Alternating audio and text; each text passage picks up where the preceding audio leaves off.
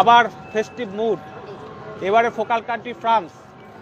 তো এই উৎসব কতটা উদ্দীপনা বাড়াবে সিনেমা প্রেমীদের? এবং এইটা বলতে পারি না, কিন্তু ফিল্ম ফেস্টিভ্যালটা হচ্ছে প্রতি বছর যারা ছবি ভালোবাসে তাদের জন্য এটা ভালো, আনন্দের।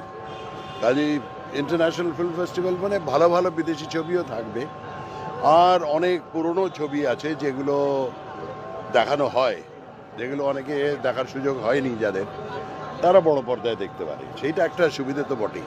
এবার তপন সিনহাকে স্পেশাল ট্রিবিউট দেওয়া হচ্ছে, তার গল্প হলেও সত্যি দিয়ে শুরু হচ্ছে এবারে ফিল্ম ফেস্টিভ্যাল। হ্যাঁ, তাই তো। আমারও সূচনা সিনেমায় বড় পর্দায় হয়েছিল তপন সিনহাকে দিয়েই, অন্তর্ধান ছবি, 1992, অনেক দিন আগে। ঠিক আছে, থ্যাংক ইউ।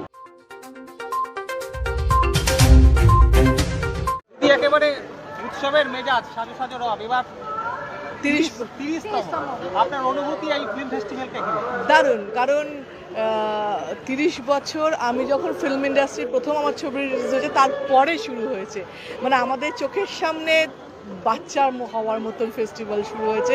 তখন সেলিব্রেশন আরও আমার ক্ষেত্রে অনেক বেশি ছিল, কারণ সব ছবি টবি দেখতাম, সারাদিন ধরে দৌড়ে বেড়াতাম, সেটা এখন আর হয় না।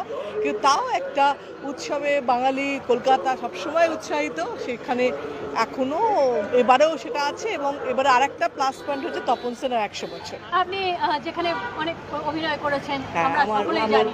নস্টালজিক লাগছে নাকি? একদম তপন সিনহার জন্য আমার একটা অদ্ভুত, কালকে আমি প্রোগ্রামে আসবো, তপন সিনহার নাম শুনলাম সেখানে যাই।